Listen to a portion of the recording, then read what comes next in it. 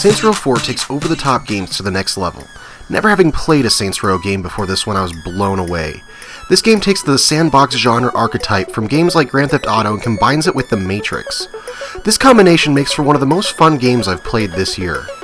If you're familiar with the Saints Row series, which I wasn't until I played this game, it's possibly one of the most over-the-top and wacky series ever made.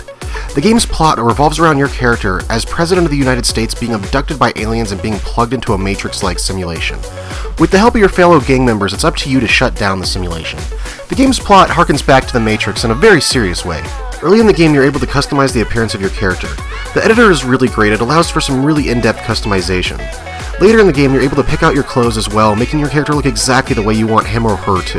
With the various crazy skin colors and voices, you can make your character as ridiculous as you want them to be. I chose to play as a female character that wasn't too ridiculous, but I think it'd be fun to go back and play as the most ridiculous character I could possibly make. One of the most major features of this game is your superpowers. The two powers that you obtain early in the game is the ability to run at super speeds and the ability to jump super high. The super speed is awesome and makes you feel like you're the Flash when you use it. The speed is so fast, you're actually able to run much faster than any of the cars. The super jump lets you jump over fairly tall buildings. You're also able to use your sprint ability to run up the sides of buildings. You also get a few offensive powers that'll have you shooting projectiles of various elements as well as telekinesis. I found that my favorite element that you can get is ice, which freezes enemies and has them shattering after only a few shots. It's really helpful when dealing with bosses or really anything. The superpowers are a lot of fun, however oftentimes they do make the game feel a little bit overly easy, especially after you get some upgrades to your abilities and weapons. I think it's safe to call this game easy. I never felt it was challenging at any point during the game, however I did find the game incredibly enjoyable throughout the entire time I played it. I feel like this game is much more about being enjoyable and over the top than it is about being a challenge. In my opinion, the controls for the Saints Row series as a whole are really good. While I do enjoy GTA and the Red Dead series, I have to admit the controls are a little bit unintuitive with the cover system. I never got that with Saints Row. It handles much more like a third-person shooter, which works in the game's favor.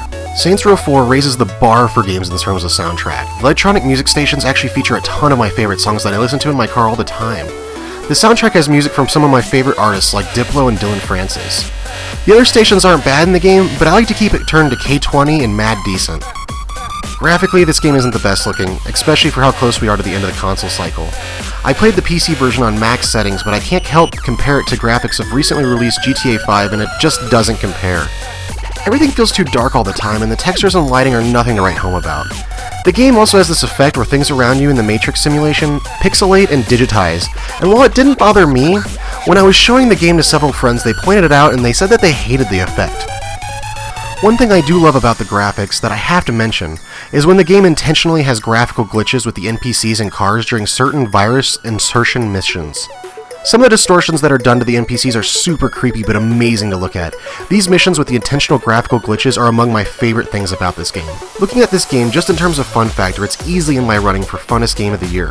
Zipping around using your superpowers is just a blast. Most of the game's missions are quite enjoyable as well and offer quite a bit of variety. I was skeptical about the series and the game before diving in, but I'm really glad I did. Saints Row 4 is just plain fun and is a totally awesome direction for a sandbox game to take.